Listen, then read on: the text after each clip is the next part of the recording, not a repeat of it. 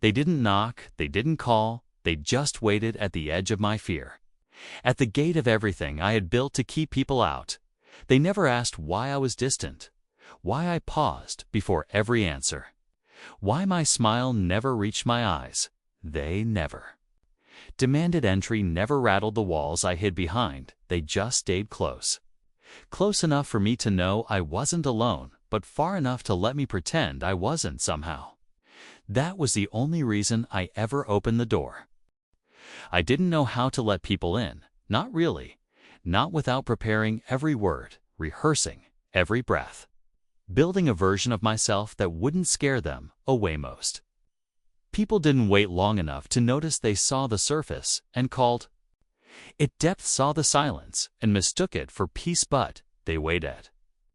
Didn't ask questions when I deflected, didn't fill the space when I stayed quiet. They let silence stretch, let it become a third presence in the room, and somehow that silence became safer than any conversation I had ever known. The first time we met, I was quiet, guarded. Not because I didn't like them, but because I didn't know how to be real and safe at the same time. They didn't flinch at my stillness, didn't rush to fill it with noise. They just looked at me, not like they were trying to figure me out, but like they were okay with not knowing everything all at once. That was new. We sat on a bench outside the bookstore, sky thick with clouds that threatened rain, and they said, "You don't have to talk if you don't want to." I nodded, but something inside me cracked a little, because most people didn't wait for my words. They went looking for them, dug through my quiet, pressed their questions into the soft spots, but not them, never them. The days passed slowly, like old music played on a record player, soft, crackling, familiar. They showed up again and again, not asking anything from me, not needing anything in return. Each time I felt a little less like I had to explain who I was, send short messages, not asking, not probing. Just saying, "I'm here if you want quiet company." Sometimes I ignored them. Sometimes I said no, but sometimes I said yes, and they always came, never late, never loud, just them and silence, and something that felt like safety without needing to be named. We walked a lot. Through parks, past quiet streets, over bridges where the wind tried to steal our words. They didn't speak unless I did, and I often didn't, but the silence between us never felt empty, felt full, like a promise held gently in both hands. I remember one walk in particular, autumn breathing through the trees, leaves falling like forgotten memories. They looked at me and said, "I know trust takes time. I'm not in a hurry." No one had ever said that before.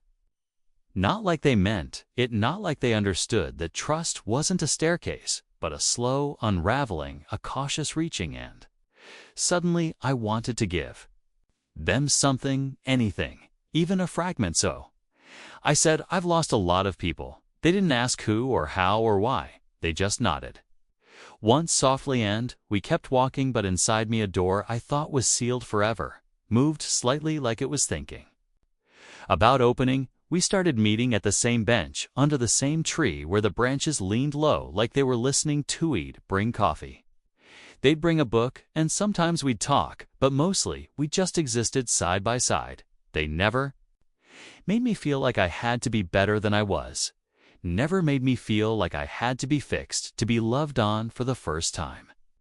Being known didn't feel like a threat. I remember the first time I laughed in front of them. It surprised me, the sound of it, the way it escaped, like it had been waiting too. They smiled, didn't say anything, just looked at me like they were proud.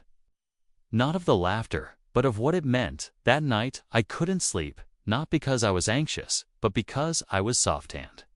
I didn't know how to hold that softness yet, but I wanted to learn, because they made it feel safe to try. One day, it started to rain hard, sudden, like the sky had been holding back tears. We ran for shelter, found a tiny bus stop, sat shoulder to shoulder, drenched, breathless, and I said, half laughing, half trembling, "I used to think letting someone in would destroy me." They didn't respond right away, just tilted their head back, let the rain touch their face, and then said, "Maybe it only destroys the part of you that thought you had to do it all alone." I didn't know what to say. so I didn't say anything. But I looked at them, really looked hand. For the first time I let them see me. Not the version I had rehearsed, but the one that still shook, still doubted, still longed to believe on. They didn't look away. There's a kind of quiet that doesn't feel empty.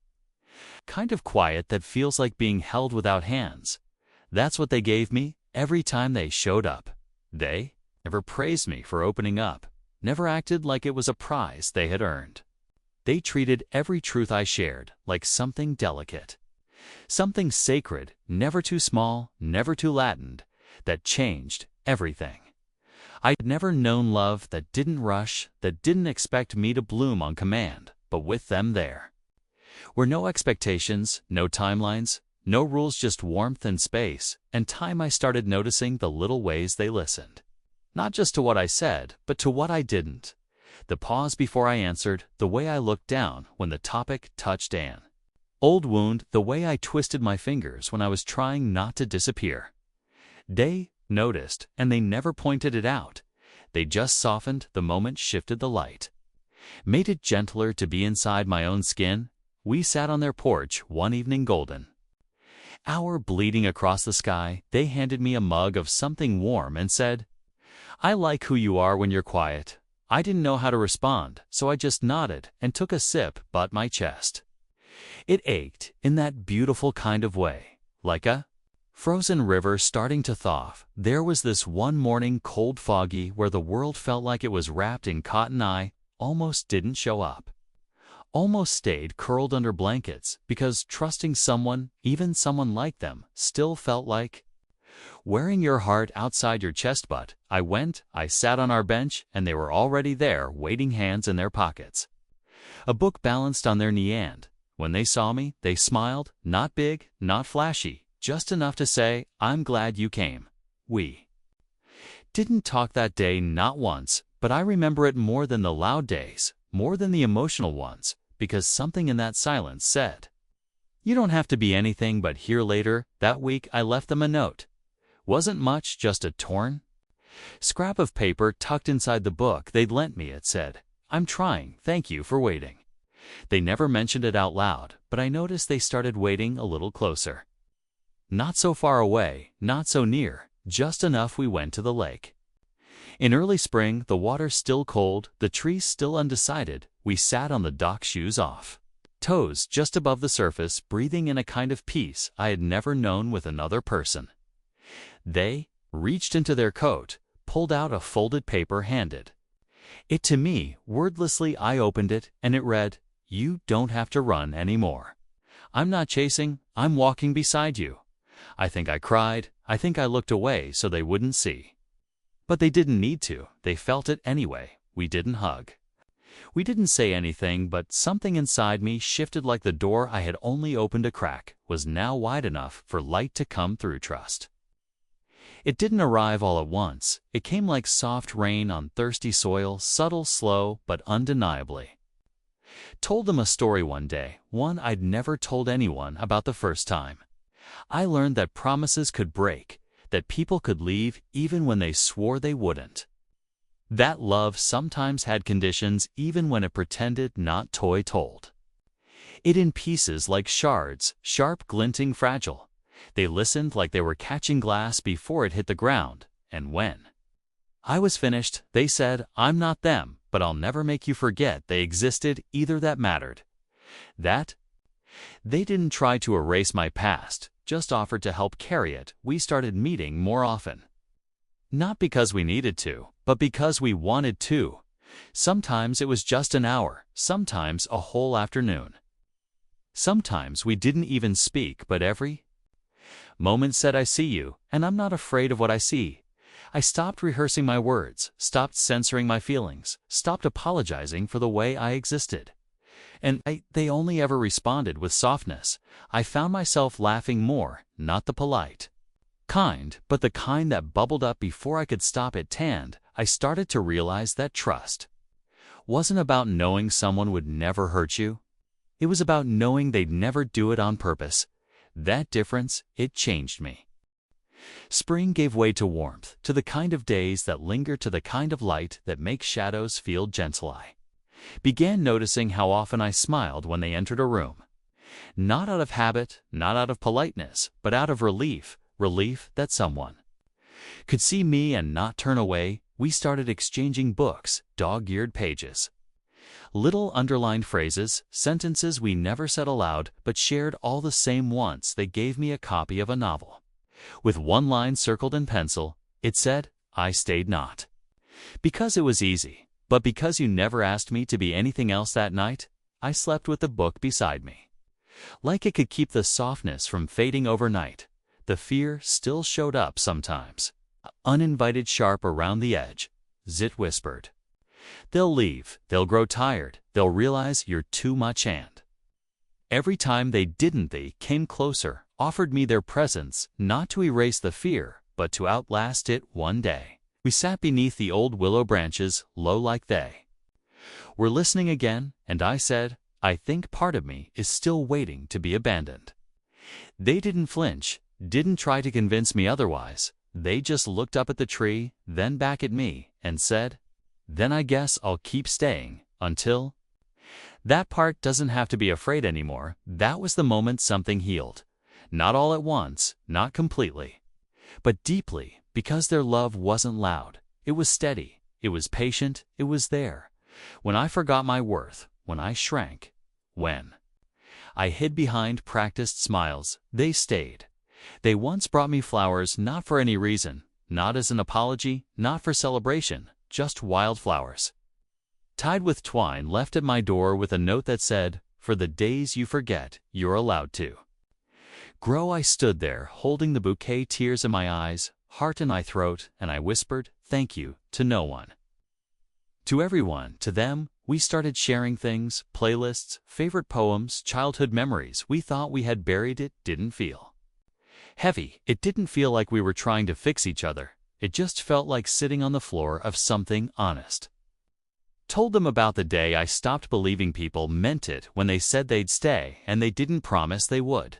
They just stayed, kept staying, even when I was distant, even when I was difficult, even when I was quieter than usual. One evening, we found ourselves walking in the rain again, this time without running, just walking side by side, letting the water soften everything. They said, "You don't have to prove anything to me. Not your strength, not your story, not your pain." I didn't respond, but I looked at them, and for the first time, the fear didn't rise immediately, waited like it knew it wasn't needed here.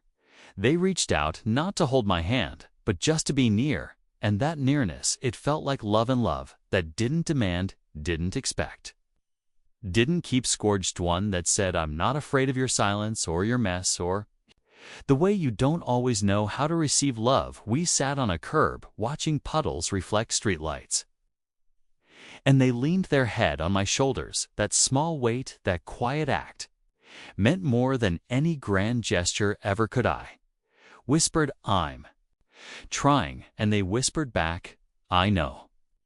We never needed big moments to feel something. It was the ordinary things, the quiet ones, that built something lasting between us. A walk without words, a shared look over coffee, a silence that didn't feel like distance. Those became the places where trust was born. One evening, as the sun dipped behind the hills, we sat on the porch, wrapped in old blankets. They handed me a mug, not saying a word, but everything in their eyes said, "You're safe here." I had started to forget the feeling of being on guard, had started to settle into my own skin, without apology, without flinching. They didn't notice every change, but they felt it the way I started leaning in, instead of away, the way my laughter no longer waited for permission. Once, I shared a piece of my writing, something I had never shown anyone, something filled with fear and softness, and the ache of wanting to be known.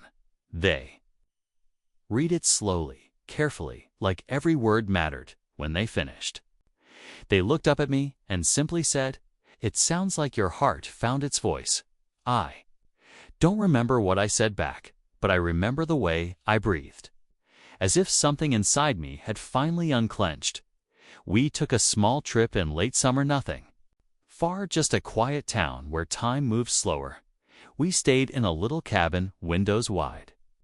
Wind always whispering through the trees. I was afraid I'd mess it up, that too much closeness would push them away, that I'd become too visible, too hard to love, but I didn't, and they didn't leave, and nothing broke except the belief that I had to be alone to be okay. One night we laid on the floor, watching shadows move across the ceiling, and they said, "You don't have to keep checking if I'm still here.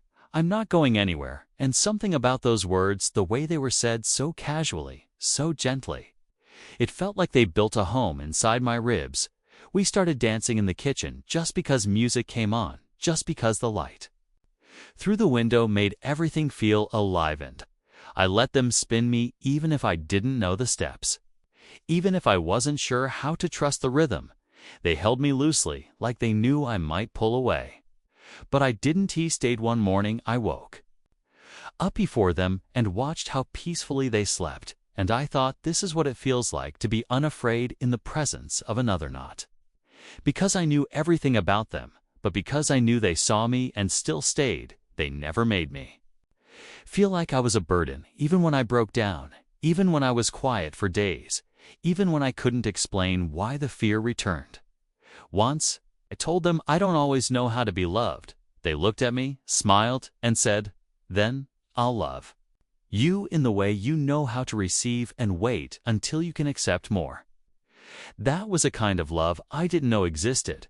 It wasn't about changing me, it wasn't about healing me, it was about staying close while I found the courage to heal myself. We watched the first leaves fall, hands almost touching, hearts already entangled, and I whispered, "You make it easier to stay." They didn't say anything, they just nodded, and I knew they heard me in the way they always had. The days grew colder, but something inside me was warming, something quiet, something slow like sunlight reaching a room that had been dark for too long. We didn't talk about it, not directly, but they noticed. They noticed how I sat closer, how I started asking questions back, how I reached out first, even if just barely. They never celebrated my trust like a trophy.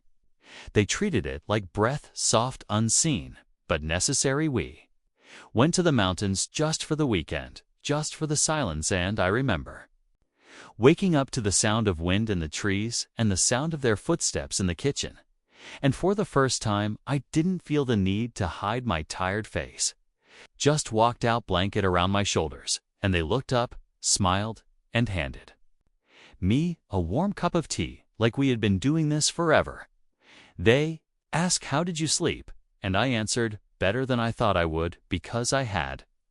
Because trust had started making its way into my sleep. We sat outside that evening, blankets wrapped around both of us, staring out at a valley made of light and distance. I told them I used to think I was safest alone, and they said you were, until it stopped being true. The wind shifted, carried the quiet between us, and I realized I didn't want to be alone anymore, not the way I used to. There's a kind of loneliness that becomes familiar, that you stop questioning because it's always been there. But once someone sits beside you in it, once someone breathes through the silence, without trying to fix it, it's hard to go back. I found myself remembering things I had forgotten, old songs, small joys, the feeling of being chosen without effort. We started cooking together, not just meals, but moments, the way they handed me a knife without correcting how I chopped, the way I poured the tea without asking how they liked it. Because we had started learning each other's rhythms, not to change them, but to honor them. Once, I dropped a glass. It shattered loud and sudden, and I froze, like I always did when something broke. But they didn't flinch, didn't rush to clean it. They just stepped closer and said, "It's okay, we can pick it up together." And I almost cried. Not because of the glass, but because of the way they understood. The part of me that panicked when things fell apart that night. I sat on the floor, back against the wall, knees pulled close, and they sat beside me. Not touching, not speaking, just breathing with me, and I whispered, "I want to believe I'm worth staying for." And they didn't argue, they didn't try to convince me, they just said, "I already do." That sentence, it stayed with me, echoed inside the quietest parts of my heart every time the old fear returned, because it still did some nights, some Mornings in the in-between places where memory and doubt held hands but. Now there was something else to their voice, their presence, their unwavering stillness beside me. We went for a walk the next morning. Leaves crunching beneath our feet, fog curling around the edges of the trees, and I looked at them, really looked, and asked, "Why do you stay?" They stopped, tilted their head, and said, "Because love isn't always loud. Sometimes it's just not leaving." And that was the moment I stopped waiting for them to disappear, because I finally believed they would. Their first snowfall came while we were inside, music playing low, candlelight flickering across quiet walls. I stood by the window, watching flakes drift like whispers, and I said, "Winter used to feel so lonely." They came to stand beside me, not touching, just close, and said, "Maybe this time it won't." I didn't reply, but something in me softened.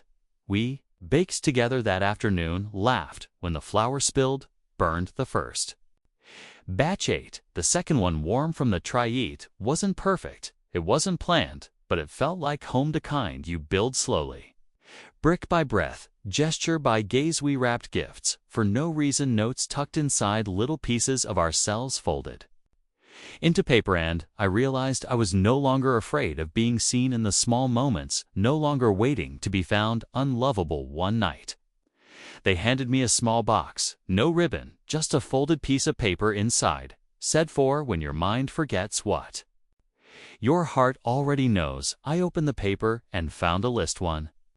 You are not too much. 2. You are not a burden. 3. You are allowed to be loved without earning it. I couldn't speak, I just reached for their hand, held it like a lighthouse hand. They didn't squeeze, didn't shift, just let me hold on. The snow kept falling, covering the world in quiet, and we made space for that quiet inside ourselves.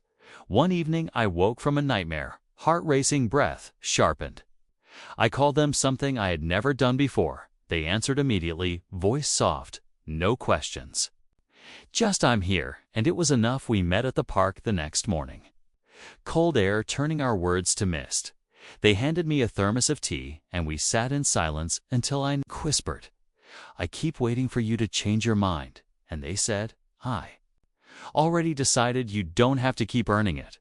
Those words they wrapped around my ribs, held the parts of me that still curled in fear. We walked along the frozen pond, our steps slow, deliberate, sacred, and in that silence I felt something inside me shift again, like trust was no longer something I had to grip tightly, but something I could rest in. We visited the bookstore where we first met, found the same bench, still carved with initials we didn't recognize. They nudged my shoulder, smiled, and said, "We've come a long way, haven't we?" And I nodded, because I had the version of me who used to flinch at kindness, who used to brace for abandonment, who used to rehearse every word, was softer now, till learning, still healing, but no longer alone in it. We walked home under holiday lights, soft glows lining rooftops, people laughing in distant windows, and I whispered, "I never thought I'd feel safe with someone." And they whispered back, "You made it possible." I just waited. We didn't need anything more than that, because sometimes the greatest kind of love is the one that lets you take your time. Spring returned with soft winds, longer days, and something blooming quietly inside me. Not all my wounds were gone, but they had turned into roots, carrying strength through the soil of who I had become. I stood on the porch one morning, coffee in my hand, sunlight painting the wooden floor in gold. They stepped outside, wrapped in a blanket, hair still messy from sleep. I looked at them and said, "I'm not afraid of being loved anymore." They didn't say anything, just stepped closer and rested their head on my shoulder, and that was all the answer either of us needed. We spent slow mornings together, reading side by side, cooking quietly, letting music fill the spaces words used to occupy, and every time I caught myself smiling, it wasn't because I was trying, it was because something inside me finally felt light enough to rise. One evening, they found a photograph tucked between pages of a forgotten book. It was me before them, before I knew what safety looked like in someone else's eyes. They held it for a moment, then looked at me and said, "You were always worth loving, even when you didn't know it. I looked down, eyes stinging, but heart steady, because this time I believed it. 2. We went on long drives with no destination.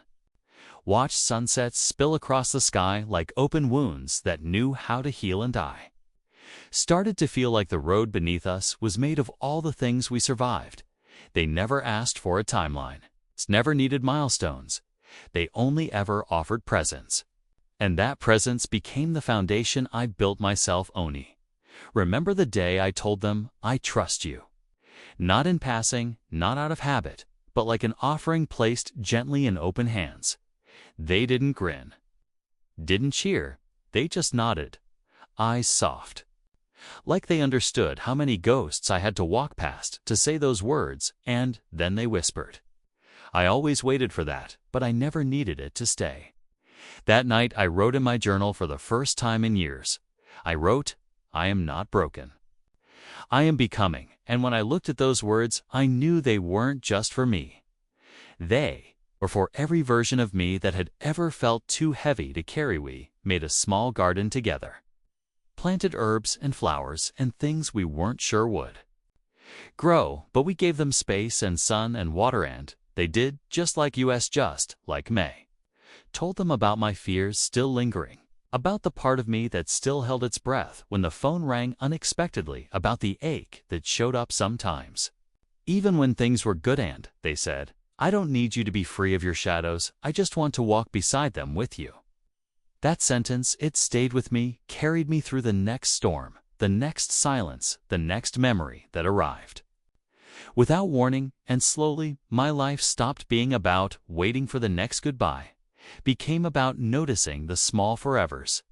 The quiet dinners, the unasked questions, the way their hand found mine without needing to be invited in one afternoon. As we walked beneath blooming cherry trees, I stopped, turned to them, and said, You waited for me to believe in love again.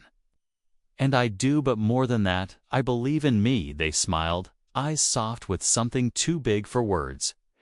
I reached for their hand, not out of fear, not out of need, but out of choice, because I wanted to walk forward, not alone, not afraid, but with the man.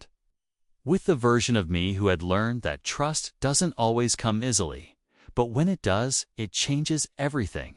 They looked at me and whispered, Welcome back to yourself, and in that moment, under a sky filled with petals, and a silence full of everything we had built, knew this was what home feels like, not a place, not a perfect moment, but a person who waited.